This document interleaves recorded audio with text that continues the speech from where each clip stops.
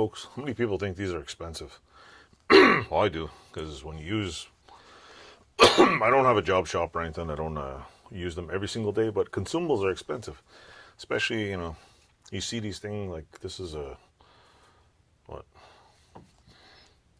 Forney, made in Canada, plastic thing, 120, what do you call it? I always write 120 on there or whatever, because these things wear off after a while. But if you're buying discs, it's like you could have a hobby building something, and buying these could stop your hobby dead in its tracks, because some of these things are $7. I seen the what are they,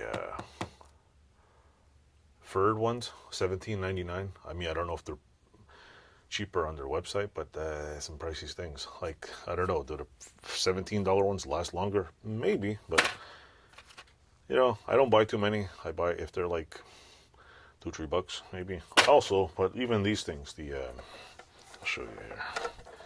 This is getting somewhere.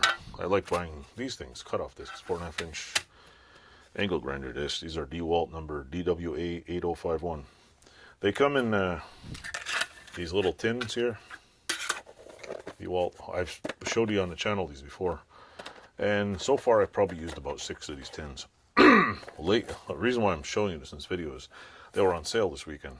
These things are normally $14.99. They were $8.99. I bought a whole pile of them because 89 cents a disc. It's not bad. Here in Canada, I bought them in the US. Brought them across the border. Normally I'll bring one a week, whatever, $10. They were on sale for $10 before. Over here in Canada, at a place called Canadian Tire, if somebody knows what I'm talking about, they're $59. I don't know why they're $59 in Canada, because I could buy them off the shelf for $14.99, add the exchange and add some kind of markup, and still sell them probably less than $30 and still make a profit. So we're getting ripped off. Same thing with with cordless tools. This thing on I think is over $200 in Canada. They're They're $160 on Amazon.com. I got jacked. These were $69 fucking dollars or $70. They're $39 US. And the list goes on and on. And people think, well, the exchange and the shipping. Well, first of all, there's no shipping if you live near the border. Even if you drive to the border, and I calculated on a weed whacker, I saved $60. So yeah, okay, maybe I have to go drive there. But $60 here and $60 there adds up. I think roughly, I know you're not going to believe me, but I probably spend about $100. My budget is $100 on myself every month. Sometimes I don't spend it. Last month I had no money. I just was doing stuff, and it went to other shit. But if I spent $100 a month on tools, which is $1,200 a year.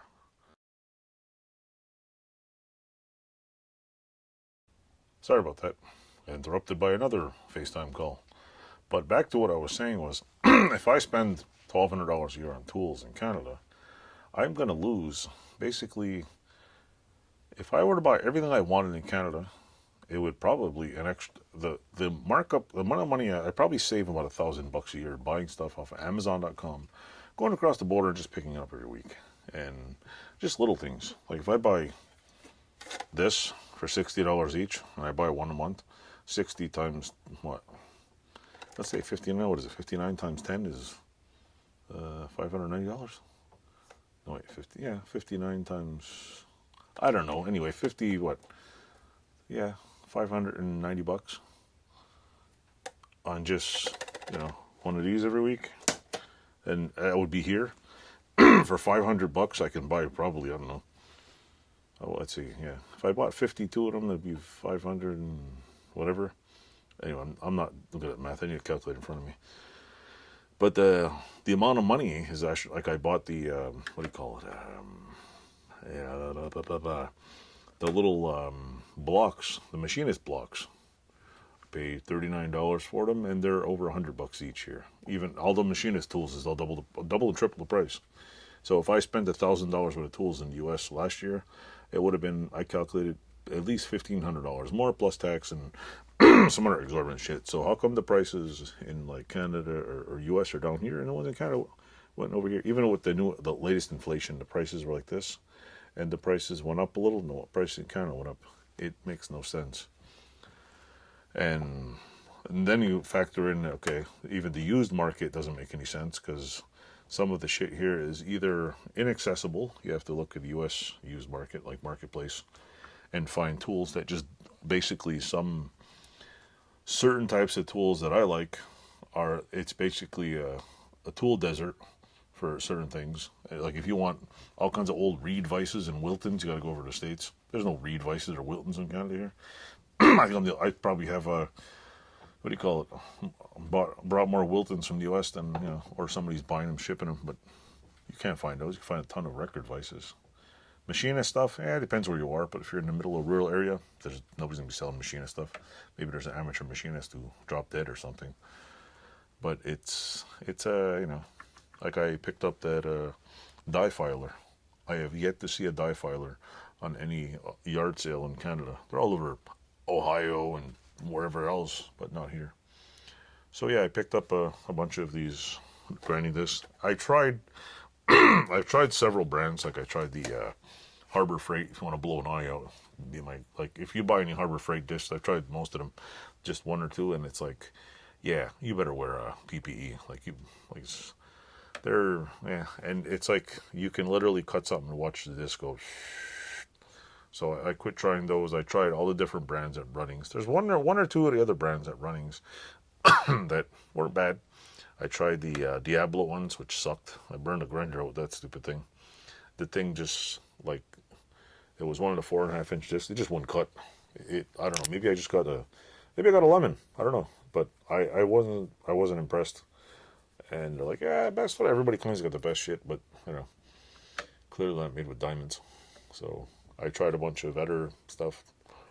The only thing that ever worked that didn't make any sense, I was drilling through stainless steel one day, making I had a stainless steel sheet, and I was making a smoker, and I was drilling holes, and damn things at the time I was a new recruit at making stuff, so I decided to make a smoker with a big box thing and door and stuff, whatever. Worked pretty good. It was on top of a barbecue plate. I used a plate for the smoke. And it was on top of a 3-burner like thing on legs. And anyway, to make a long story short, I had some, I don't know if they were titanium or cobalt bits drilling through. Drill about 3 holes, the bit would get dull. Try a titanium one, the bill would get dull. High speed steel, bought all the fancy bits. I had about probably 100 holes to drill. And finally I went to the local hardware store, and there was this like no-name brand bits that they sold, which were, you know, just jobber bits. And I bought I think it was 3/16. And was it 3/16? Yeah, I get a 3/16 bit, whatever it was, or a 1/4 inch.